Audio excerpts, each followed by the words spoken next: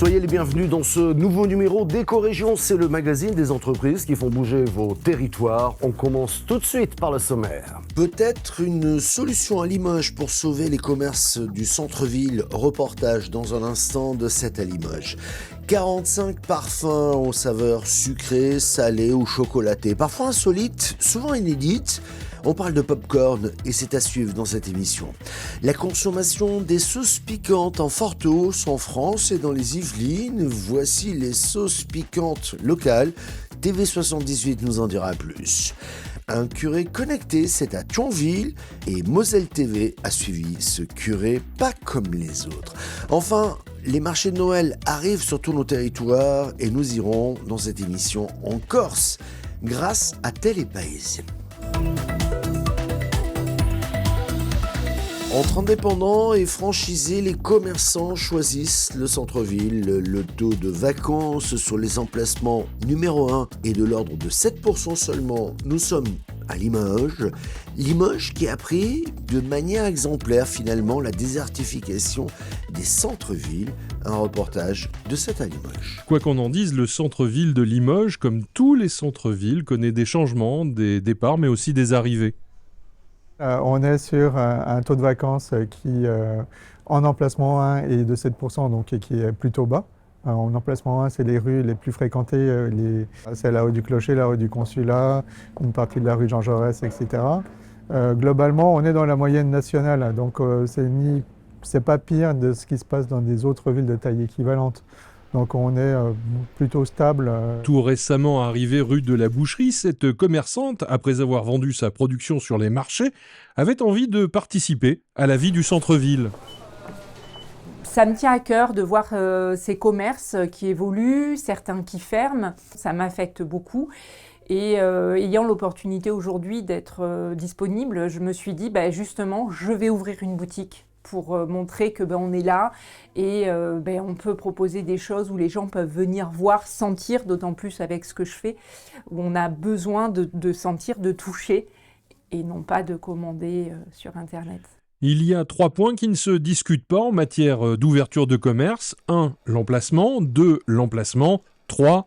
L'emplacement. Donc là, on est sur un emplacement numéro 1, dans une rue très passante. De nouveaux commerces sont ouverts aussi aux alentours. On regarde aussi ça, la vacance dans la rue. Si c'est une rue qui bouge, on fait des audits de rue en fait. On fait souvent des passages pour voir au moment de l'année s'il n'y a pas des creux, voilà, pour pouvoir aborder au mieux l'ouverture du magasin. Le centre-ville se transforme et depuis 10 ans, les chantiers se sont multipliés. Ce sont un passage nécessaire aussi pour développer l'attractivité de notre centre-ville, le cheminement piéton. Et c'est aussi très attendu et apprécié aussi, une fois les travaux finis bien évidemment, par les commerçants parce qu'on embellit leur environnement. Donc, et ça c'est essentiel aussi pour donner envie de fréquenter le centre-ville, de déambuler. C'est un passage nécessaire. La direction du commerce de la ville de Limoges multiplie les initiatives visant à renforcer l'attractivité commerciale, en recevant il y a quelques semaines une fédération d'enseignes nationales et prochainement en participant au salon de la franchise en Nouvelle-Aquitaine. «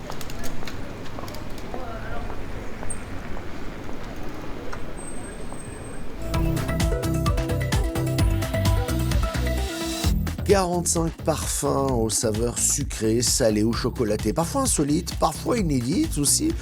Popcorn gourmand, anciennement Papy Popcorn, ne cesse d'accroître son activité. Près de 700 kilos produits chaque jour pour un chiffre d'affaires de plus de 500 000 €.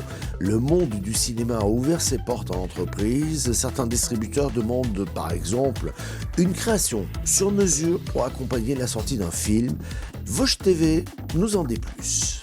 Elle en a fait du chemin depuis 12 ans, la petite entreprise familiale. À Rue-sur-Moselle, celle qui s'appelle désormais Popcorn Gourmand, anciennement Papy Popcorn, ne cesse d'accroître son activité.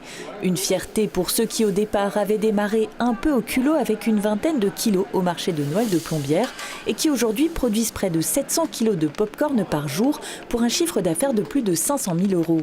Si l'ascension a d'abord été progressive, il y a un an, l'entreprise a véritablement pris son envol. Nous avons trouvé des nouveaux clients Donc comme Kinépolis, Pâté, nous travaillons avec pas mal de traiteurs sur Paris aussi. Ça nous a fait décoller, puis c'est une très grande fierté parce que quand on a démarré le popcorn, personne n'y croyait trop. Et au fur et à mesure qu'on a développé des parfums, tout le monde se disait c'est pas possible, tous les parfums qu'il y a. Là nous avons Mirabelle, Sapin des Vosges, chocolat façon truffe.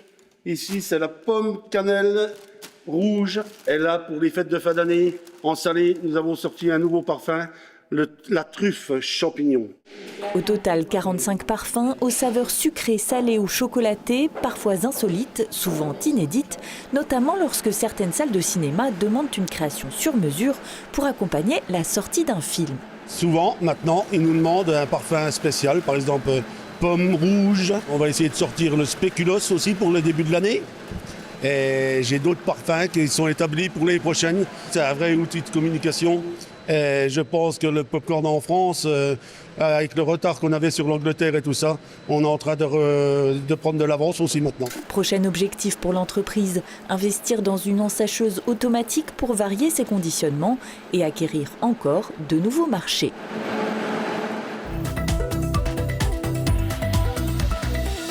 Et après les pop-corn, parlons de la consommation de sauces piquantes qui explose en France et une entreprise née à Viroflay. Dans les Yvelines, en région parisienne, on profite pleinement. C'est Maison Martin, c'est l'histoire de 3 cousins qui ont lancé leur propre fabrique de sauces piquantes. En 2019, une production artisanale à la main avec un entonnoir, vous allez le voir, et 1 million de bouteilles prévues en 2025. En 6 ans, la Maison Martin s'est imposée comme une référence dans l'univers des sauces artisanales. Un reportage de TV78. Je me suis rendu compte en fait que ce fruit merveilleux, mais vraiment merveilleux en fait, révélait vraiment énormément de parfums en fait au-delà du brûlant. C'est dans ce local à Viroflay que tout a commencé. En 2019, Anna, Benjamin et Jean-Baptiste, 3 cousins chefs cuisiniers, fondent Maison Martin, une fabrique indépendante de sauces et condiments piquants. On a commencé ici en fait en remplissant les bouteilles à la main en fait avec un entonnoir à piston, donc dans une marmite qui faisait 25 litres. On a fait comme ça à peu près 300 000 bouteilles sur 2 ans et demi. Aujourd'hui, la production a été délocalisée dans une fabrique dans le Loir-et-Cher. Là-bas, les piments essentiellement cultivés en France l'été sont broyés et fermentés pour être conservés dans des fûts pendant 1 ou 2 ans. Environ 60 tonnes de piments vieillissent ainsi en cave avant d'être utilisés dans la fabrication des sauces. Leurs recettes sont en revanche toujours imaginées dans les Yvelines à Viroflay. Alors ici, c'est les laboratoires, c'est la cuisine de recherche et développement. Donc c'est là où vont être créées en fait toutes les recettes de chez Maison Martin. Donc vous voyez, c'est pas très compliqué. On a des petites casseroles, une balance, des épices, des purées de piment.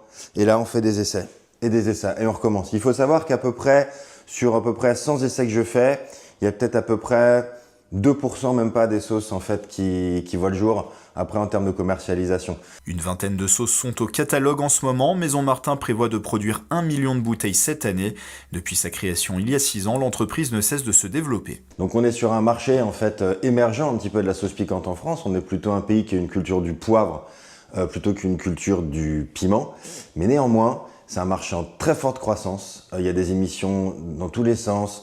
Il y a des choses pimentées qui sortent tous les jours. Donc on est vraiment sur une trend là assez forte. En France, les ventes de sauces piquantes auraient grimpé de 30% en 5 ans. Le marché mondial représenterait aujourd'hui plus de 3,5 milliards d'euros. Dans une société qui se numérise, les communautés religieuses doivent aussi prendre le pas. À Thionville, le curé a donné une nouvelle impulsion à sa paroisse et ses fidèles qui sont désormais connectés. La paroisse de Thionville se numérise. L'abbé 2.0 a décidé de promouvoir Au Clocher, c'est le nom de l'application, un reportage de Moselle TV. Depuis fin août 2025, la paroisse de Thionville se numérise. L'abbé 2.0 Stéphane Cam a décidé de promouvoir l'application Au Clocher. Elle permet d'informer sur les offices et les événements communautaires, mais plus qu'un simple bulletin paroissial dématérialisé, on se croirait presque sur un réseau social. Là, Marie-Josée, elle a publié une demande d'aide. J'ai acheté l'ordinateur proposé à la paroisse. J'ai des problèmes pour m'en servir, une personne peut-elle m'aider ? Et puis on a une personne qui apparemment se propose d'aller l'aider. En fait, ça augmente aussi la vie paroissiale et la fraternité entre les gens. Ce qui est bien, c'est que c'est pas seulement le curé qui envoie l'information, c'est aussi les paroissiens qui partagent de l'info, quoi. Voilà. Et c'est interactif. Et c'est ça qui est intéressant. Un intérêt partagé par les paroissiens thionvillois car ils sont déjà 440 à s'être inscrits sur l'application. S'adapter à l'évolution de la société dans un milieu où les innovations ne sont pas toujours bien vues, l'enjeu est de taille. Et pour finir, on part en Corse, parce que Noël approche de plus en plus. Place au marché de Noël avec Telepaese, un reportage d'Ange Orsini et de Pierre Pasqualini. C'est parti. On a repris l'emplacement qu'on avait à l'origine depuis 7 ans. Donc on a quand même changé notre fusil d'épaule, on n'a plus mis un grand chapiteau. C'est plus sympathique d'avoir des exposants un petit peu de partout avec leur propre petit chalet. Et enfin, c'est plus convivial pour nous. Voilà. On arrive à 50 exposants cette année. C'est très très varié. Donc on a des bijoux, on a des couteaux, on a du miel, du fromage. On a des sardes qui sont arrivés, donc aussi également avec leur fromage. Qu'est-ce qu'on a d'autre ?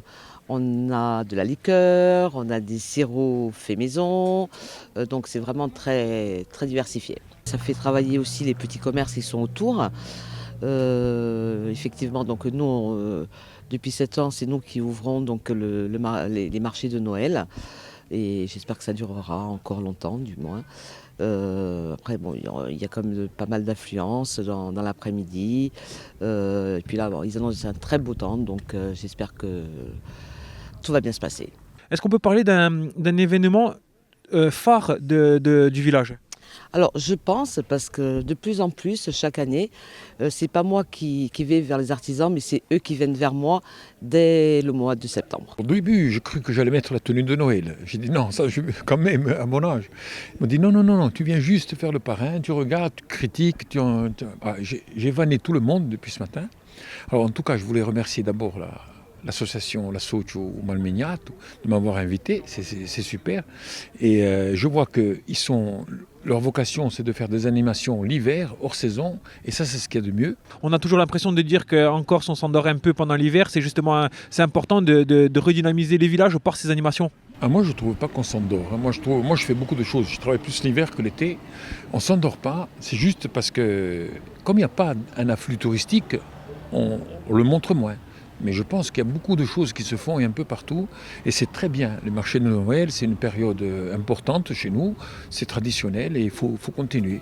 Merci de votre fidélité. L'émission est disponible en replay vidéo sur le site internet de votre télévision locale. Merci aux radios qui diffusent également ce programme, ainsi que sur les podcasts. Vous pouvez nous écouter quand cela vous plaît. Merci de votre fidélité. À la semaine prochaine.